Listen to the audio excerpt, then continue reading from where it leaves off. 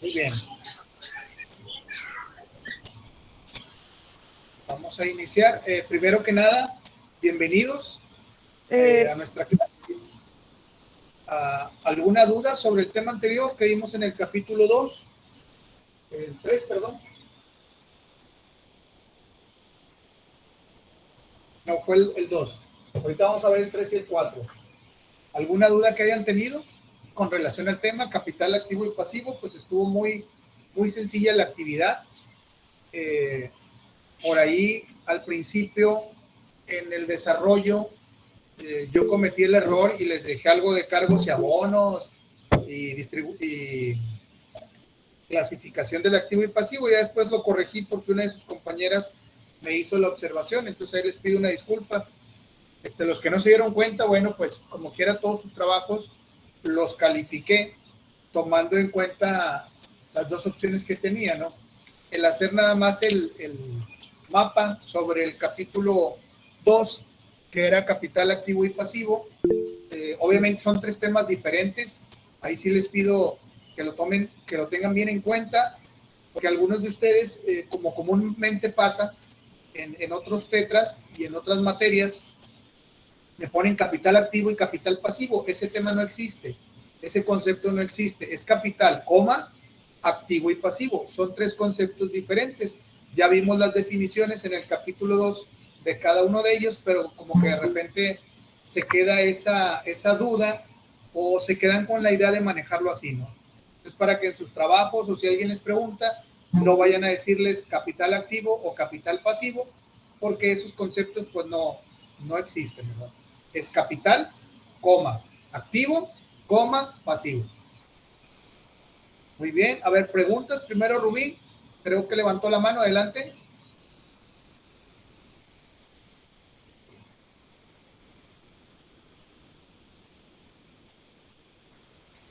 Se me hace que no, ya la bajó. Bueno. Ay, disculpe, profe, ya, es que la quité pensando que era el No. micrófono. Total, en el score, en el último, venía una Ajá. pregunta de si una casa era un pasivo o un activo, ¿verdad? Ajá. Así es. Y yo le puse falso porque pensé que una casa sí es un pasivo, Ajá. pero sale que es un activo, ¿es correcto? Sí, sí, va con Porque algo según de... yo era un pasivo, bueno, dependiendo si sigues pagando la casa, ¿no? Exactamente. Si la Ok, ya. deuda o no. Sí, por ahí va para que le pensaran un poquito, ¿no? Muy bien, Claro, también gracias. Nastic Logistic, me imagino que es. Dice, porque algunos patrocinadores ponen restricciones a las empresas sin fines de lucro, principalmente para que se cumplan con los objetivos que ellos marcaron en su acta constitutiva, para que cumplan con su objeto social. Esas son las principales restricciones o el por qué los patronos o patrocinadores aplican restricciones a las empresas sin fines de lucro. Es decir, si yo voy a crear una AC en donde voy a ayudar a las personas, en este caso a las mujeres, a luchar contra el cáncer de mama. Entonces, únicamente se van a enfocar a eso. Si ellos dentro de su actividad logran, no sé, en el año concientizar, dar pláticas a N cantidad de mujeres en escuelas, en iglesias, en centros comerciales, en donde hagan sus actividades y aplican cierto número de exámenes de mama gratuitos. Entonces, ahora sí, ellos dicen, a partir de aquí, liberamos la restricción y la asociación civil, de acuerdo con los estudios que haya hecho, no sé, por ejemplo, el estudio va a ir enfocado a cierto sector ubicado en alguna zona geográfica, vamos a decir, el noreste de la República.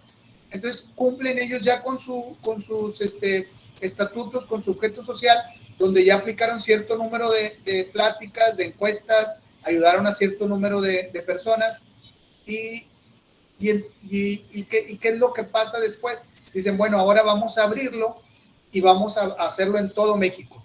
incluida población migrante que ahorita está tan de moda, ¿no? Que hay mucha migración hacia las zonas conurbadas donde hay mucho desarrollo económico y tenemos gente de otros países y de otros estados también de aquí de la República que migran pues buscando una mejor oportunidad de vida. Por ahí iría el concepto de las restricciones en las asociaciones civiles. Ahora Rubí también dice que has tenido la duda, ¿por qué no se puede invertir con donaciones? No, es que no puedes invertir porque una inversión, acuérdate que siempre va a buscar un lucro, vas a buscar un beneficio cuando inviertes monetario. Y en el caso de las donaciones, las haces sin fines de lucro, asociaciones sin fines de lucro, y tú también las haces, no deseas ser retribuido en nada.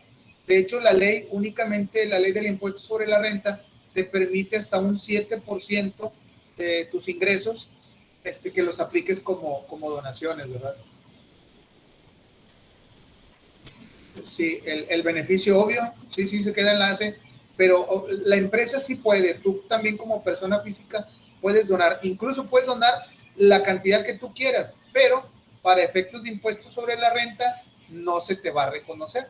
El gasto va a ser un gasto no deducible, únicamente hasta ese porcentaje o monto que fije la ley, ¿verdad? Del impuesto sobre la renta.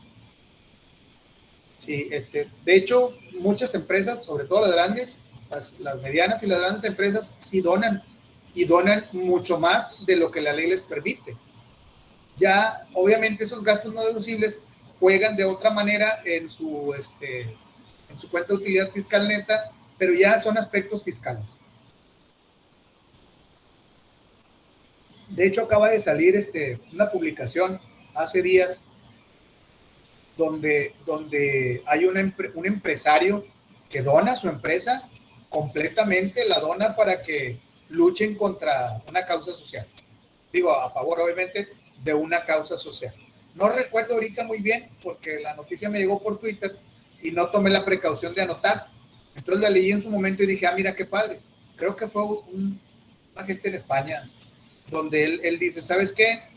Toda la empresa completita la dono, la toma una asociación civil o una ONG y ella la va a administrar y todas las utilidades que se recauden de la empresa van destinadas exclusivamente para ese fin. No recuerdo si era algo del cambio climático o si era como a final de cuentas un cambio climático o algo de los inmigrantes, del flujo de inmigrantes. A ver, otra pregunta. Era una marca de ropa, profe, que sí. donaba la empresa. Sí, era para cambio climático. Para el cambio climático, excelente, muy bien. Y ahora otra cosa, creo que aquí en México ya hubo una empresa que también lo hizo hace años, pero no recuerdo el nombre ni de los empresarios ni de la empresa, porque salía como una tipo réplica ahí o un comentario en el tweet. Ok, dice, con las inversiones esperas un retorno, dice Brian, y en las donaciones, no, exactamente. ¿Hay un retorno moral? Claro que sí. A final de cuentas, contribuyes con la sociedad, ¿verdad? Es una manera de regresarle un poco de lo que la misma sociedad nos ha dado, ¿verdad? Muy bien. Dice, Nastic dice, ¿una donación podría ser tomada como evasión de impuestos? No. No, de ninguna manera, porque a final de cuentas tú debes de cumplir con el SAT, en este caso en México, ¿verdad? Con el sistema de administración tributaria, pagas tus impuestos y tú haces lo que quieras con tu utilidad, ¿no? Si la quieres donar, pues la donas. ¿Por qué se hablaba de evasión de impuestos con las donatarias?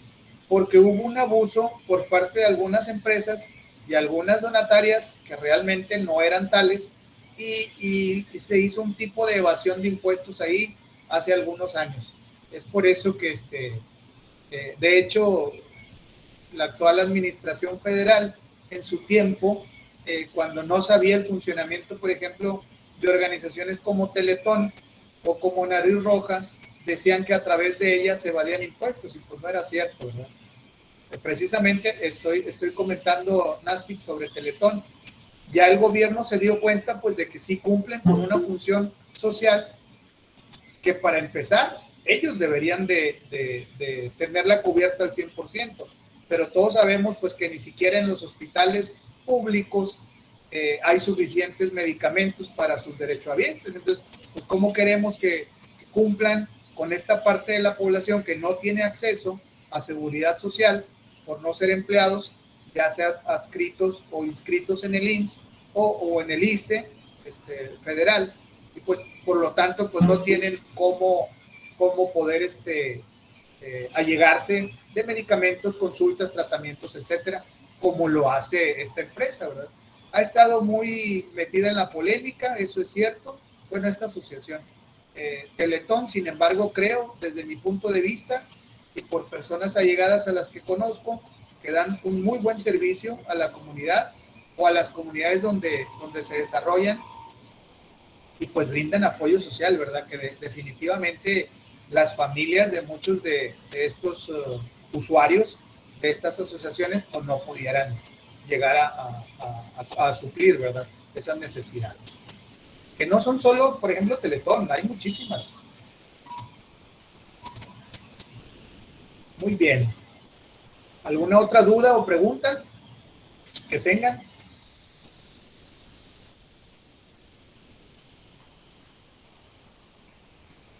Bueno, creo que ninguna. Muy bien, pues vamos a iniciar con nuestra clase. Voy a darles un par de presentaciones que ustedes ya tienen ahí en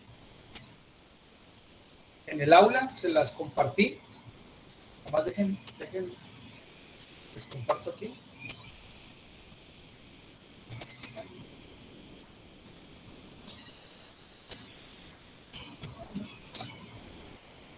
Muy bien. Y vamos a iniciar con el capítulo 3. Nada más me confirman, por favor, si lo están viendo, si lo ven bien y si escuchan bien. Sí, maestro. Sí, Abrí la ventana porque estaba muy frío el clima aquí en la oficina. Sí, profe. Pero se escucha, Sí se ve bien. Bueno, yo aquí escucho mucho ruido de la parvada de los cotorritos que están aquí en la plaza. Pero bueno, si se escucha bien, así le seguimos. Muy bien.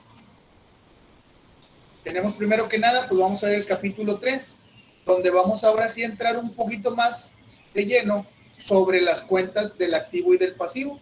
Las principales que vamos a encontrar en las empresas de servicios y comerciales. Muy bien, los objetivos, pues es conocer estas cuentas y pues obviamente es necesario conocer su terminología, qué representa cada una de ellas, cuándo aumentan, cuándo disminuyen. Comenzamos por la caja, pues es el dinero que está en efectivo, que es propiedad de la empresa. Y aumenta, nos dice, cuando recibimos dinero por compras, por ventas o aportaciones de los socios, y disminuye pues cuando pagamos con dinero en efectivo. La caja honestamente se usa ya para gastos menores, ya no es tan frecuente como en otros años, ¿no? Hay un fondo de caja chica. Hay que tener cuidado sobre los gastos que tenemos aquí. Se supone que deben de ser gastos menores los que se hacen con este fondo. Y lo ideal es que los gastos que hagamos no excedan de los 2,000 pesos. Porque va por un fin más que nada fiscal. Ahorita lo vamos a ver más adelante. Nos dice aquí en la presentación, pues también para cuidar el aspecto a lo que se menciona ahorita, fiscal, de su deducibilidad.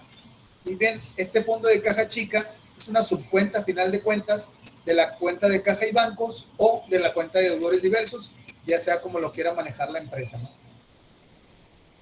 Lo que les decía, pues de acuerdo con el artículo 27, fracción tercera de la ley del ISR, que es el impuesto sobre la renta, eso significa ISR, sobre adquisición de bienes y servicios, nos dice que si el monto excede a 2,000 pesos, el contribuyente lo debe de efectuar con transferencia, cheque nominativo, tarjeta de crédito o débito, a excepción de la gasolina, ¿ok? La gasolina siempre se debe de liquidar con transferencia, con cheque nominativo, con tarjeta de débito o crédito o con vales que te venden las propias gasolineras, ¿no? O tarjetas también electrónicas que te venden. Es el único gasto que, aunque sea menor a 2,000 pesos, no podemos hacerlo en efectivo. Sí pueden hacerlo si ustedes quieren, pero para efectos fiscales va a ser no deducible. Y eso a final de cuentas, pues le causa un perjuicio a la empresa, ¿no? Porque hay que pagar impuestos sobre esos gastos. nos dice también la única excepción que hay, a las que hablamos ahorita también, es cuando sea una prestación de un servicio personal subordinado, es decir, un sueldo. Un sueldo o un salario lo podemos pagar en efectivo, no importa la cantidad que sea. Muy bien, acuérdense que una facilidad es el pagar en transferencia electrónica, ¿no? Para el empleado. Sin embargo, la obligación, de acuerdo con la Ley Federal de Trabajo, es pagar en efectivo. ¿Ok? Muy bien, ahora bien, bancos, pues representa el valor de los depósitos o transferencias, y ahora sí, hechas en instituciones bancarias a favor de la entidad. Aumenta cuando la empresa deposita dinero o nos depositan, y disminuye pues cuando hacemos transferencias para pagar algunos gastos, ¿no? O cheques también. Y obviamente ya es menos el uso del cheque que se da, ¿no? Es cuenta de activo, pues porque representa el dinero que tenemos en nuestras cuentas. Inversiones temporales, pues son aquellas que están representadas por acciones y valores de inmediata realización. Normalmente es la que hacemos en la banca, ¿no? Que te dice en la tarde al finalizar, inviertes en tu banco, pero a corto plazo, es decir, de un día para otro. Inviertes para que te genere algo de ingreso o algo de interés, ese dinero que tú tienes depositado en tu cuenta, ¿no? Muy bien, aumenta cuando la empresa realiza inversiones y disminuye cuando retira dichas inversiones. Le llaman mesa de dinero, así le llaman. Muy bien, inversiones temporales, pues es cuenta de activo, porque es el dinero que tenemos ahí que es propiedad de la entidad. Las mercancías, pues son todos aquellos valores que se hacen con objeto de compra-venta, es decir, todas las productos que adquirimos con el objeto de venderlos. Y aumenta, pues, cuando la empresa compra o cuando nos devuelven mercancías, y disminuye cuando nosotros vendemos o devolvemos mercancías, ¿no? Es cuenta de activo, pues porque representa el valor de esas mercancías que son propiedad de la empresa, ¿verdad? Y obviamente habla por aquí algo que puede resultar un tanto confuso ahorita, lo veremos más adelante, sobre por qué nada más cuando principia y termina el ejercicio, ya que durante el ejercicio pues es una cuenta mixta, ¿no?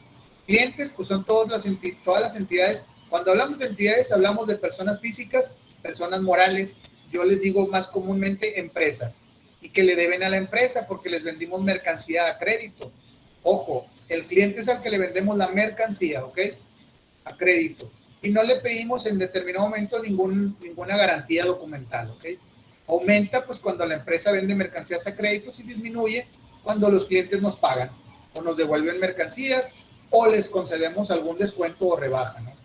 Y es cuenta de activo porque representa el valor de las ventas efectuadas a crédito que tenemos el derecho de cobrar como empresa.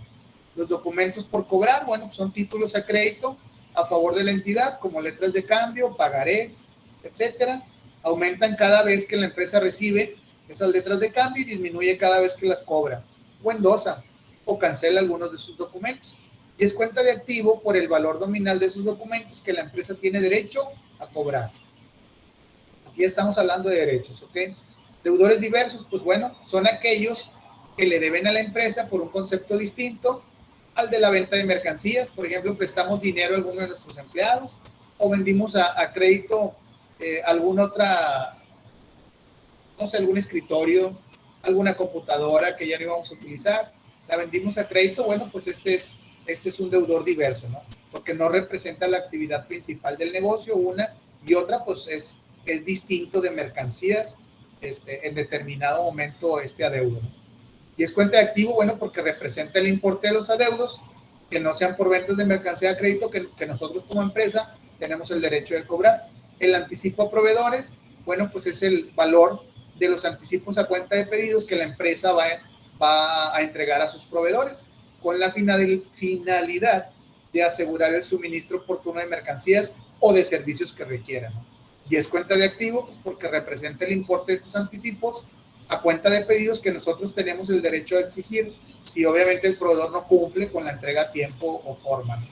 Los terrenos, bueno, pues son los predios propiedad de la empresa, y es cuenta de activo porque representa, nos dice aquí el precio de adquisición, obviamente los costos de los terrenos que pagamos por ellos, que son propiedad de la empresa, ¿no?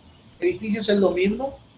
En este caso, por edificios podemos entender locales, bodegas, estacionamientos, etcétera, ¿no? Mobiliario y equipo es algo similar, el manejo de estas cuentas. Son el conjunto de bienes y utensilios, tales como escritorios, sillas, mesas, libreros, etcétera, que tiene la empresa para su óptimo funcionamiento. Y es cuenta de activo, pues porque representa ese valor que tiene ese mobiliario y equipo, pues que es propiedad de la empresa. El equipo de cómputo, bueno, pues ya lo sabemos, el equipo integrado por las computadoras de escritorio, monitores, teclados, laptops, impresoras, etcétera. El equipo de entrega o de reparto nos dice que está integrado por el conjunto de vehículos de transporte aéreo, terrestre y marítimo. Pues obviamente nosotros más comúnmente lo identificamos con vehículos, tales en este caso nos dice como aviones, camiones, camionetas, automóviles, motocicletas, barcos, etcétera, ¿no? Es cuenta de activo obviamente porque representa ese valor que forma ese equipo de entrega o de reparto, nos dice aquí, pues obviamente que es de nuestra propiedad. Y la cuenta nos dice que de terrenos, edificios, mobiliario de equipo y equipo de cómputo y equipo de entrega va a tener un movimiento muy semejante. Va a aumentar cada vez que compremos o adquiramos alguno de estos equipos o vehículos, y obviamente va a disminuir cuando los vendamos o los demos de baja por inservibles, ¿no? Los depósitos en garantía, bueno, estos son contratos que hacemos mediante los cuales vamos a amparar las cantidades que nosotros dejamos en guarda para garantizar los valores o servicios que vamos a disfrutar. Por ejemplo, nos dice que el arrendamiento de un edificio o el arrendamiento de una caja de seguridad, ¿no? Puede ser también el arrendamiento de un vehículo. Y va a aumentar cada vez que la empresa deje en guarda dinero o valores, y va a disminuir conforme le devuelvan el importe de dichos depósitos, pues por haber terminado el plazo del contrato, ¿no? O por cancelación del mismo.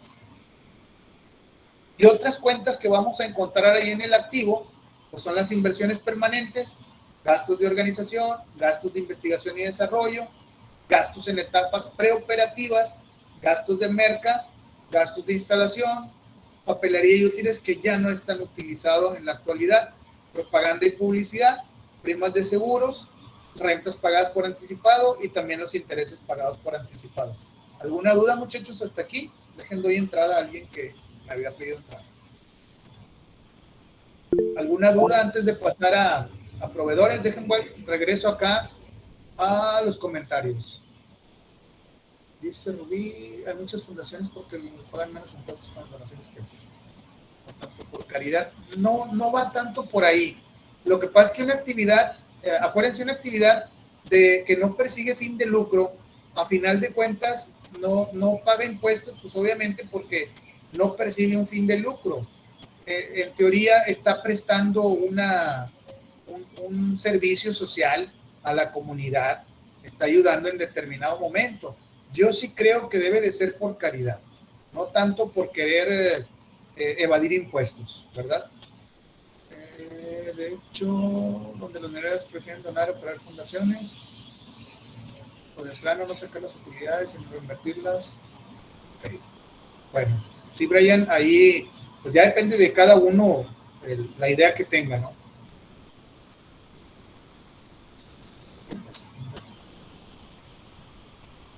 Ok, muy bien, Darío, excelente. La secundaria, yo creo que estuviste en una secundaria técnica, porque tienes conocimiento sobre el balance general, muy bien. Ok, bueno, Rubí y Brian opinan que pues las asociaciones civiles realmente lo que hacen es desviar impuestos. Pues bueno, honestamente no es así. Puede haber sus excepciones, pues a lo mejor sí, ¿no? Pero No, la mayoría de profe, no, es que sí positivas. pagan menos en donaciones que de impuestos, me explico, o sea, se ahorran más dinero. Bueno, Sí, ya lo no, sabía. A no la es duda de tan, es cuál sea su una propósito. idea un tanto equivocada que tenemos, que si donamos vamos a pagar menos impuestos. No es así, porque la ley del impuesto sobre la renta lo limita. Sin embargo, es la idea general de la gente. No, es que la empresa no quiere pagar y va a donar y que no sé qué. No, o sea, la empresa puede hacer con su utilidad lo que quiera. Si tuvo 10 millones de utilidad, los puede donar si quiere, pues es utilidad. A final de cuentas ellos saben qué hacen con su dinero, ¿no? Pero los impuestos los van a pagar, ¿sí? Los impuestos sí los tienen que pagar. Es decir, no pueden decir, yo tengo 10 millones de ingresos y 5 millones de gastos, los otros 5 millones los voy a donar todos. No se puede. Sobre esos 5 millones va a tener primero que pagar el impuesto sobre la renta y va a tener que pagar también la parte de las utilidades que corresponde a los empleados, la PTU, ese 10%. Debe de hacerlo, o lo debe de pagar antes que haga cualquier tipo de donación, ¿no? Sí, hay una mala percepción porque sí ha habido, desgraciadamente, empresas que se han abusado de esa figura, ¿no? Y no tanto las empresas acá lucrativas, sino más bien las asociaciones civiles que se crearon y que no cumplieron con su finalidad o su funcionalidad. Muy bien, por ahí Arnulfo levantó la mano y luego Saavedra también levantó la mano. Y alguien más, pero adelante. Gracias, profe. El tema, sí. Profe, yo nunca he sabido bien el concepto de prima. ¿Me puede explicar algo? Sobre una prima es, por ejemplo, si yo coloco acciones en la bolsa y me pagan una prima por colocar esas acciones, es una utilidad que yo voy a tener, porque yo voy a decir, oye, voy a comprar 100 acciones de, no sé, de Apple. Oye, pero traen una prima, hay que pagarla. Dice, sí la pago, porque es seguro que Apple va a crecer. Entonces estoy pagando por tener una seguridad, una certeza que la empresa me está dando, ¿no? Esas son las primas. Entonces, en este caso, por venta de acciones. Ahora, hay primas, por ejemplo, de puntualidad, o la de prima de antigüedad. Eso ya tiene que ver con lo laboral. Es otra cosa. Profe, entonces a fin de cuentas una prima es una utilidad que me beneficia a mí. A la empresa, exactamente. En primer lugar, beneficia a la empresa porque vende sus acciones y obtiene una ganancia extra. Y con esa venta de acciones que hace, obviamente que la empresa tiene para invertir más dinero, ¿estás de acuerdo? Y esa prima que obtuvo, pues también le genera una mayor utilidad. Ganan ellos y ganas tú, porque te están asegurando que va a tener un rendimiento. Por eso, obviamente, de acuerdo a todo el historial que ha tenido la empresa. Por eso tú dices, sí, pago la prima, ¿cómo no? Es como cuando vendes una empresa o un negocio. Dices, oye, ¿sabes qué? Ya me evaluaron todo. La empresa vale $1 millón, pero yo te voy a pedir $1,200,000. Esos $200,000 es el gancho. Y yo que te la estoy vendiendo, te digo, ¿le entras o no le entras? Tú dices, sí le entro. ¿Por qué? Porque esa empresa, de acuerdo con su historial, ha generado utilidades a lo largo de N años y obviamente dices, sí vale esos $200,000 más que tú me estás pidiendo. Y ya luego lo vamos a ver reflejado en el estado financiero cuando adquiramos la empresa como un crédito mercantil, le llamamos, o goodwill, le dicen los gringos. Es decir, es un gancho que tienes donde la empresa está valorada en sus estados financieros con sus activos y pasivos o activos netos, como ya vimos la definición, en $1 millón. Sin embargo, tú la compraste en $1,200,000. Entonces tú vas a tener ese $1 millón reflejado en tus cuentas de activo, pasivo o capital, pero vas a tener esos $200,000 como un activo intangible, ¿verdad? Y ese crédito mercantil cada año vamos a tener que evaluarlo para ver si no sufrió deterioro, para ver si es cierto que te está generando más dinero. ¿Ok? ¿Quién más por ahí había levantado la mano? Saavedra, creo. Sí. Adelante, Saavedra. Nomás no te oigo muy bien. Buenas noches, antes que nada, o antes que todo. Sí. Adelante. Las empresas de Carlos Slim, que es Grupo Carso y Grupo Slim, y Salinas Pliego, que tienen toda su economía en infraestructura, en empresas. Ahí cómo se valora, por ejemplo, ahorita que el grupo de Salinas Pliego tiene una deuda con el fisco, de todos sus activos, creo, de todos sus pasivos, todo lo que debe. Ahí cómo Hacienda hace para determinar qué es lo que debe en base, bueno, yo me imagino que son sus declaraciones que hace de sus ganancias, pero ellos, exacto, por ejemplo, tienen... Por sus estados financieros, usted se da cuenta, obviamente al revisarlos o al analizarlos o cuando presentamos nuestra declaración, el SAT se da cuenta que estamos presentando información financiera, ¿no? Y de ahí el SAT determina en determinado momento, valga la redundancia, si hubo alguna mala aplicación de las leyes o reglamentos, que en este caso es lo que están peleando. El señor Salinas Pliego pelea o ha peleado en tribunales incluso una determinación del impuesto que él considera incorrecta por la autoridad.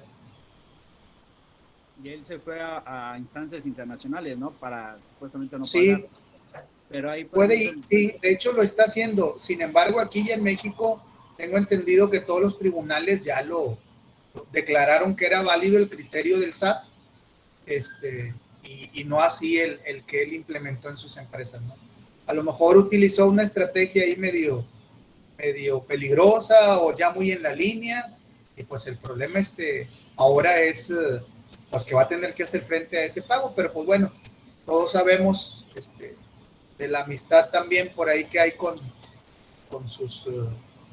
parte de estas autoridades federales, y pues bueno, ahí están en una estrella floja, ¿no? Pero sí le están determinando un crédito fiscal muy alto.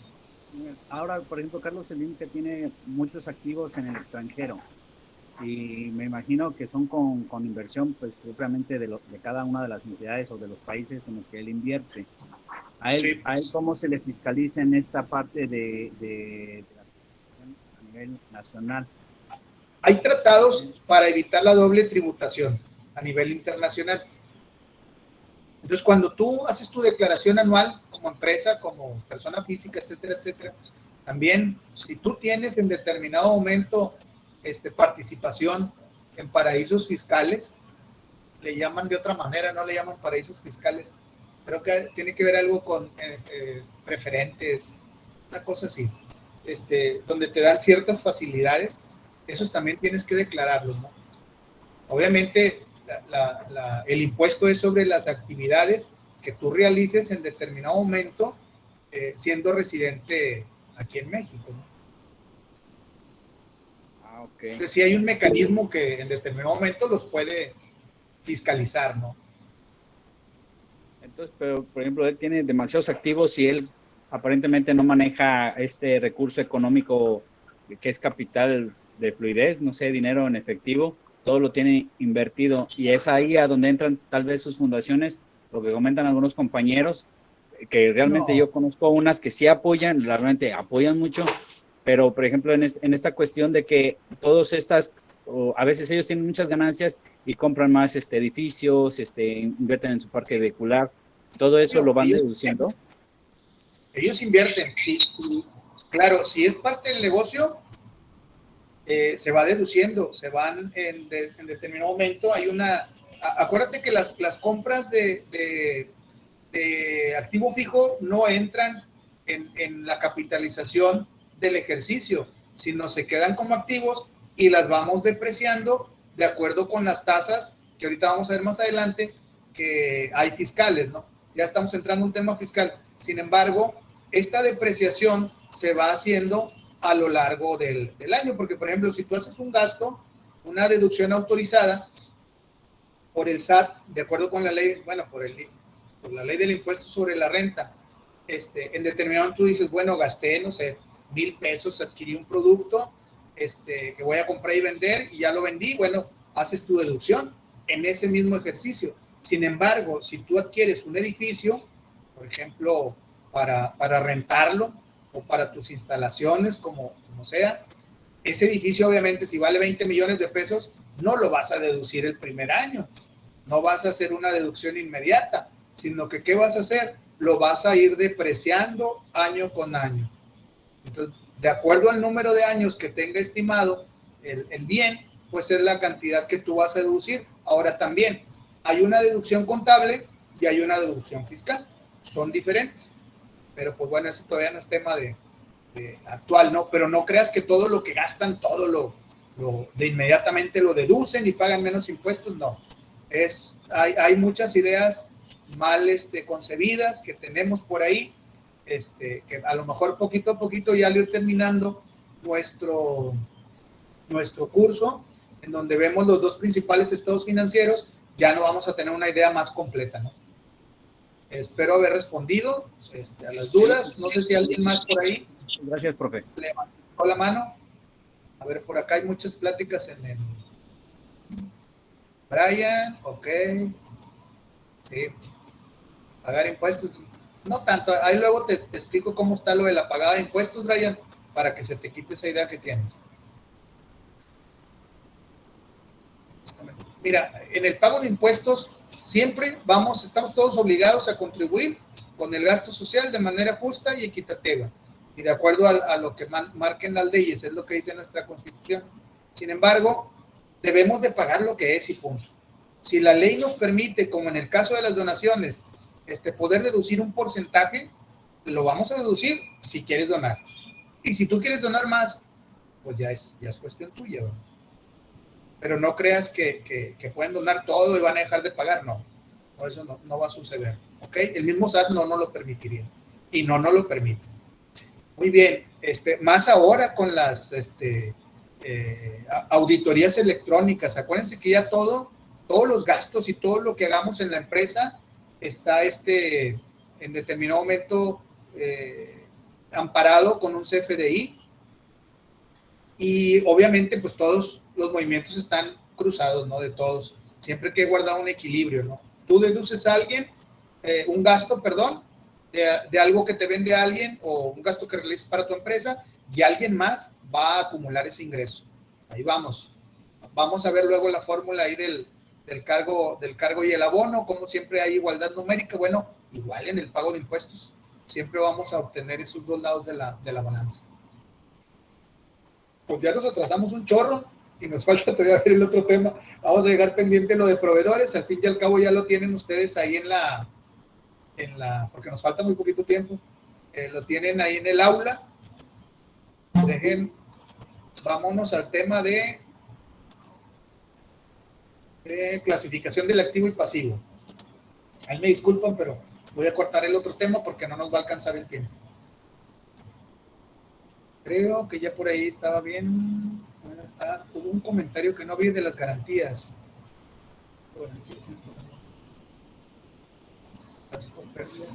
No, si es una garantía, no puede ser ni un gasto ni una pérdida, simplemente vas a cambiar en este caso el producto, ¿verdad?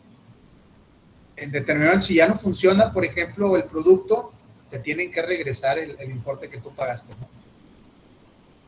Y bien, espero haber contestado la duda. Nada más me dicen si se ve bien la clasificación del activo y del pasivo. Sí, profe, se ve bien. Sí. Perfecto. Y aquí tenemos, bueno, como ya vimos algo de activo, pasivo y capital de manera muy general en el capítulo anterior, en el 2. Aquí, por ejemplo, tenemos al activo circulante y el no circulante, como lo marcan las normas de información financiera. Ahorita vamos a ver algunos párrafos propios de las NIFs y tenemos cada uno en determinado momento de los principales activos que vamos a encontrar de acuerdo a su disponibilidad y los pasivos de acuerdo a su exigibilidad, ¿no? Entonces, las normas de información financiera nos van a manejar activo circulante y no circulante, pasivo a corto plazo o a largo plazo, o activo a corto plazo y activo a largo plazo. Pero para efectos del autor, ahorita vamos a ver cómo lo vamos a ver para que ustedes tengan una mejor idea y pues verlo desde el punto de vista académico, ¿ok? Vemos aquí, por ejemplo, lo que veíamos en el capital contable, la NIF C11, que algunos de ustedes me incluyeron en su mapa conceptual, el capital contribuido y el capital ganado. Luego veíamos el pasivo, algunos también me dieron solamente la definición de la NIF C5, como el activo como el pasivo, y algunos otros sí me dijeron, maestro, está el pasivo, que ahorita vamos a ver su definición, a corto plazo, a largo plazo. Igual con el activo también, vemos algunas de las principales cuentas, por ejemplo, las que estuvimos ahorita comentando en la clase, pues aquí están, miren, las que vimos en esta. Esta de pagos anticipados, ¿cuáles son? Pues los gastos que vimos pagados por anticipado. Muy bien. ¿Cuál es el objetivo? Bueno, vamos a estudiar la clasificación del activo, como les decía, de acuerdo a su disponibilidad, es decir, qué es lo que tenemos de una manera más fácil que podemos hacer efectivo, ¿no? Y el pasivo, pues de acuerdo a cómo nos le exijan nuestros acreedores. El grado de disponibilidad que vamos a entender, bueno, como la mayor o menor facilidad que vamos a tener para convertir o transformar en efectivo el valor de un determinado elemento. Vamos a decir que tenemos mayor grado de disponibilidad cuando podemos convertir más fácilmente en dinero o en efectivo algún bien, ¿ok? Y va a haber menos grado de disponibilidad, bueno, pues cuando sea más difícil convertir dinero en efectivo. Por eso siempre vamos a ver en primer orden la cuenta de caja y bancos, porque eso pues ya es efectivo. Y luego, ¿qué podemos ver más adelante? Las inversiones temporales, o podemos ver las mercancías, inventarios o almacén, o podemos ver la cuenta de clientes, o podemos ver los documentos por cobrar. Van a ir poco a poco acomodándose en ese orden por esto, por su grado de disponibilidad. Y ahorita vamos a ver cómo la NIF también nos lo define.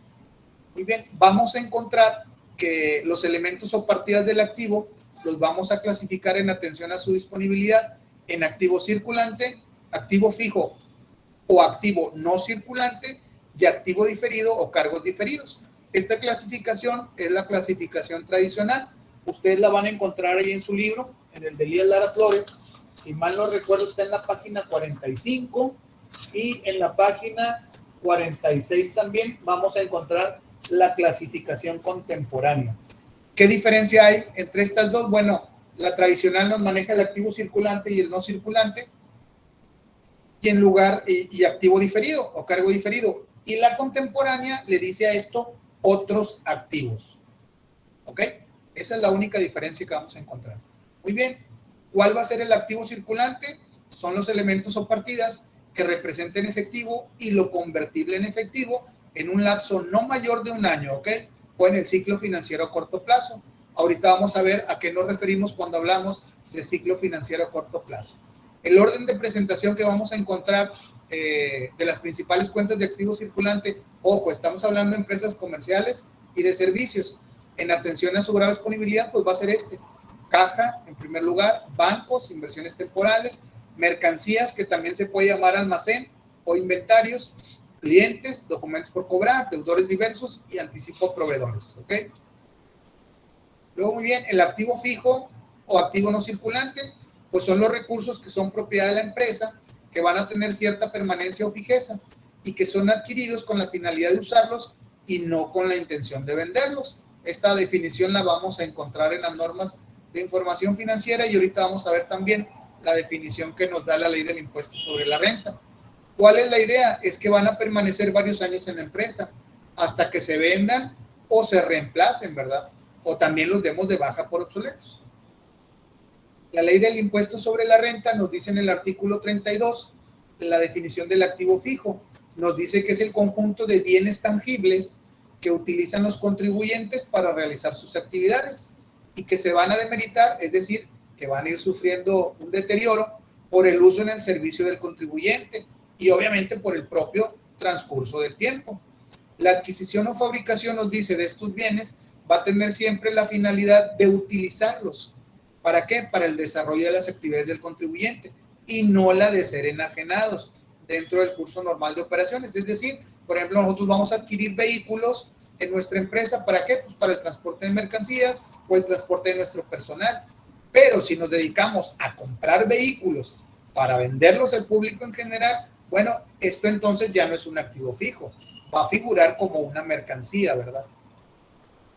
Muy bien, también el boletín C6, que es el que vemos que se refiere a bienes tangibles, así le llama las normas de información financiera, nos dice que las propiedades, planta y equipo son bienes tangibles y que tienen por objeto el uso o usufructo de los mismos en beneficio de la entidad o de la empresa. La producción de artículos para su venta o para el uso de la propiedad, en el caso de maquinaria, que compramos para fabricar algunos artículos y posteriormente venderlos, ¿no? Y también para la prestación de servicios por la entidad, tanto a su clientela como al público en general. Y nos dice que la adquisición de estos bienes va a denotar el propósito de utilizarlos y no de venderlos. En el curso normal de operaciones de la entidad, si se fijan, va muy de acuerdo con la definición que nos da la ley del impuesto sobre la renta en el caso de los activos fijos. ¿Ok? ¿Cuáles van a ser las principales cuentas que vamos a tener en este rubro? En primer lugar, terrenos, edificios, mobiliario y equipo, equipo de cómputo, equipo de entrega o de reparto, depósitos en garantía e inversiones permanentes. Ahora bien, algo sobre lo que platicábamos, compañeros, sobre la depreciación. Es decir, dice que a pesar de que los activos fijos van a durar muchos años, con el tiempo o pueden caer en obsolescencia o pueden quedar fuera de uso por el propio desgaste, ¿no? Que hacemos de los mismos, el caso de un vehículo o de una maquinaria, o un escritorio o una computadora. Y nos dice que a medida que se van deteriorando o gastando, debido al transcurso del tiempo o a su uso, vamos a ver una disminución de su valor y lo vamos a cargar a un gasto que se va a llamar depreciación. Y ese es el que vamos a capitalizar para efectos contables y fiscales en el ejercicio. Y la depreciación nos dice que es la distribución sistemática del importe depreciable de un activo a lo largo de su vida útil. Es decir, si yo compro una computadora y digo, pues, contablemente le doy 3 años de vida, bueno, esa la voy a depreciar contablemente en esos 3 años. Fiscalmente, ahorita vamos a ver cuáles son los porcentajes. Por ejemplo, el artículo 34 nos marca para una depreciación fiscal, en el caso de construcciones, normalmente pues el 10% para inmuebles declarados como monumentos arqueológicos, artísticos, históricos o patrimoniales, y el 5% en los demás casos, es decir, 20 años es lo que le da fiscalmente de vida útil, ¿ok?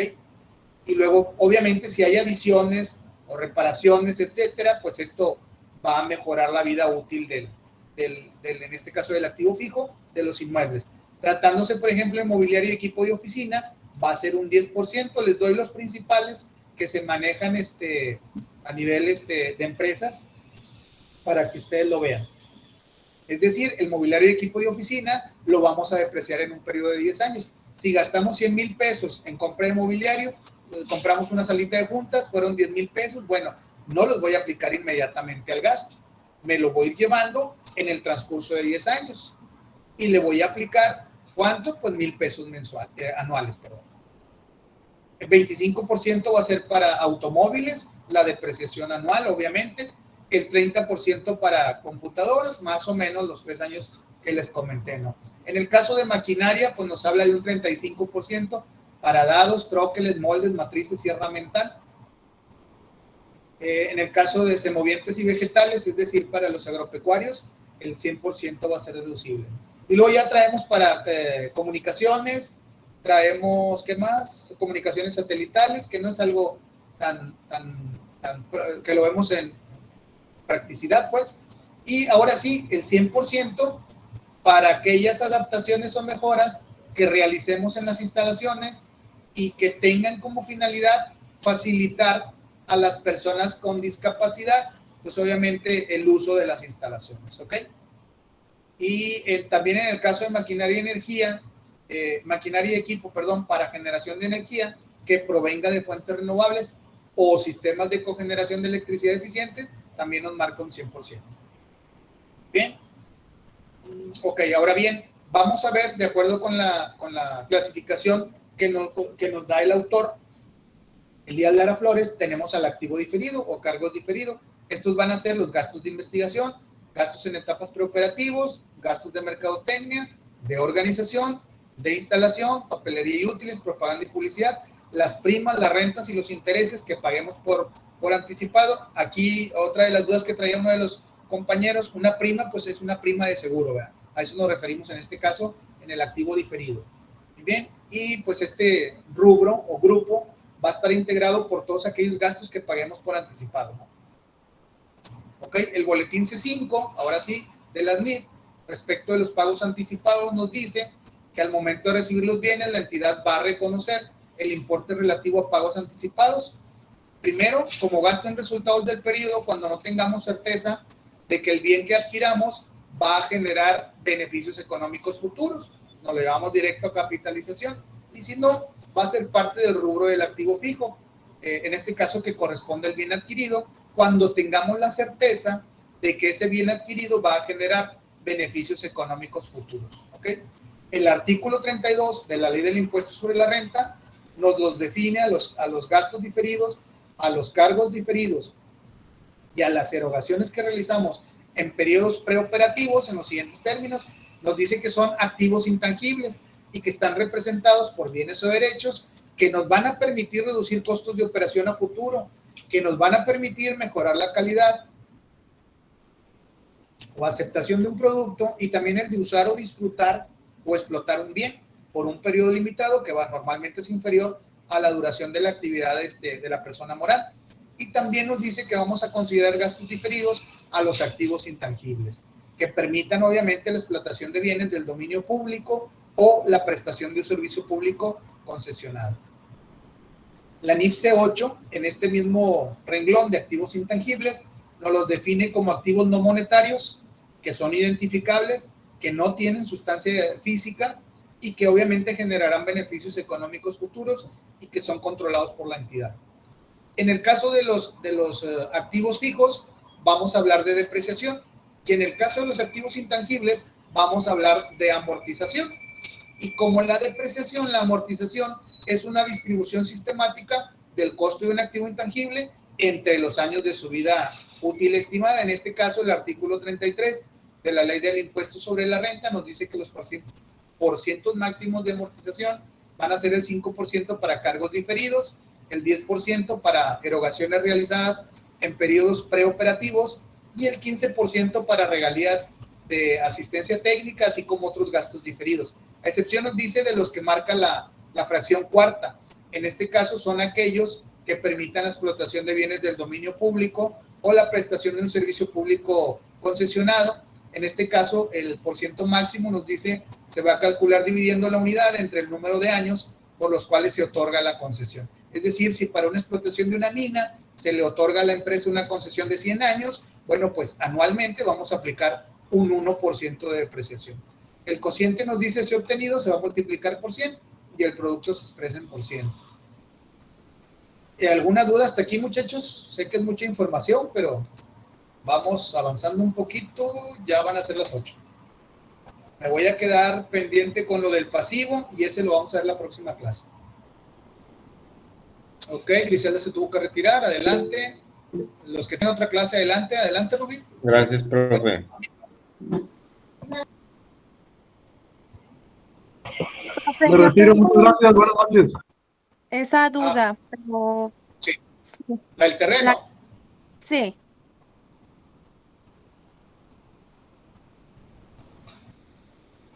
No sé si me expliqué. No puedes donar las acciones.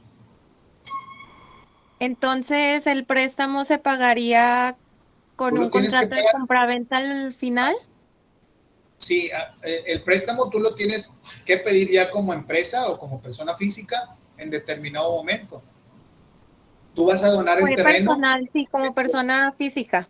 Sí, tú no tanto donar el terreno, tú aportas el terreno para el proyecto que vas a hacer. Entonces Sí. tú vas a tener una A la empresa, participación sí, el terreno se aporta a la empresa y al final ya con todo y el como hotel. capital social, por así decirlo. Se evalúa por un perito evaluador, te dice vale 10 millones de pesos, bueno, 10 millones de pesos vas a tener en capital social a nombre de Rubí Olvera y lo vas a tener en activo fijo, 10 millones por el valor del terreno. ¿Alguien más por ahí tenía otra duda? Gracias. Y el préstamo obviamente lo vas a pedir para construir el hotel. Entonces, ¿cómo se va a pagar ese préstamo? Cuando ya tengas el hotel en funciones, con los ingresos, una parte obviamente va a ir a liquidar el financiamiento. Y tú vas a tener en tu estado financiero, en el pasivo, la deuda que tienes con el banco. Y en el activo vas a tener el valor de tu inmueble, en este caso de tu terreno, que debe de ser mayor en determinado momento a lo que estés pidiendo, ¿verdad? Porque si no el banco pues no te va a prestar dinero. El banco no te va a prestar 30 millones. Profe, por un no hay bancos involucrados, es personal. Es que dices que pides Ya préstamo. vieron el préstamo. Okay, sí, bueno, la empresa que te preste en determinado momento el recurso, pues va a tener que vas a tener que tú incluirlo en tu contabilidad de tu empresa como un pasivo. Y ella va a tener en determinado momento una cuenta por cobrar con cargo para ti, ¿verdad? En su contabilidad él va a tener una cuenta por cobrar y tú en tu contabilidad vas a tener una cuenta por pagar. Espero haberme explicado. Dice, bueno, ya la María ya se va. Entonces dejamos pendiente este tema. Y Disculpe, pues profe, ¿y no se puede pagar con acciones? Si lo pudieras pagar con acciones, la otra empresa en determinado momento tendría una inversión en tu empresa por esas acciones que tú le pagarías, ¿verdad? Porque a final de cuentas, al pagarle con acciones, lo estás haciendo parte ya de tu empresa. Él va a tener, Sí, de acuerdo al valor que le asignes a la acción, él va a tener un determinado o el control accionario o va a ser parte importante de tu empresa por la inversión que me dices estás haciendo. ¿Y ahí Que cómo se no, pagarían los impuestos o se fiscalizaría eso? todo a final de cuentas va a llevar un control fiscal que normalmente no es lo que se da. Tú pides el préstamo, te prestan y bueno, ya tú pones a funcionar tu empresa y haces un contrato, ¿verdad? Donde vas a estar pagando interés y capital a N años. ¿A cuál tasa? Pues a la que se pongan de acuerdo, a la que ustedes determinen. Iris por ahí también tiene una Gracias. duda. Nada. Sí, mira, al principio hacía una pregunta acerca de que la casa es pasivo o activo y Ajá. quedó en que era activo, pero hasta donde se dijeron en la pregunta donde yo respondí que era pasivo y me la puso correcta, entonces ya me revolví, ya no supe. Sí, Por eso del examen, ¿verdad? Para estar más... sí, está mal adaptada la pregunta. Si todavía debes en determinado momento el bien, pues obviamente es un pasivo. Ok, entonces todo va de acuerdo a que se debe o no se deba. Así es, si es tuyo, en tu contabilidad lo vas a tener como un activo. Sin embargo, pues si tienes una deuda, pues bueno, va a ser un pasivo. Si por medio de una deuda adquiriste esa propiedad o ese bien, vas a tener un activo reflejado por la propiedad y vas a tener un pasivo también. Entonces, les digo, por ahí a lo mejor voy a revisar bien la pregunta para que ya no les cause ahí tanto ruido. Sí, En la eso otra fue clase lo vamos a que ver los quería saber, pasivos. nada ¿Okay? más. Gracias. No, de nada, gracias a ustedes. ¿Sería todo? Sí, es todo ya. La otra clase vamos a ver el tema que nos faltó del pasivo y vamos a ver también, pues precisamente el pasivo en cuanto a las cuentas que lo conforman, ¿no? Una disculpa, pero sí se fue bastante el tiempo en esta clase. Que tengan buena semana y buen inicio de mes prácticamente. Vamos iniciando, nos vemos la próxima semana.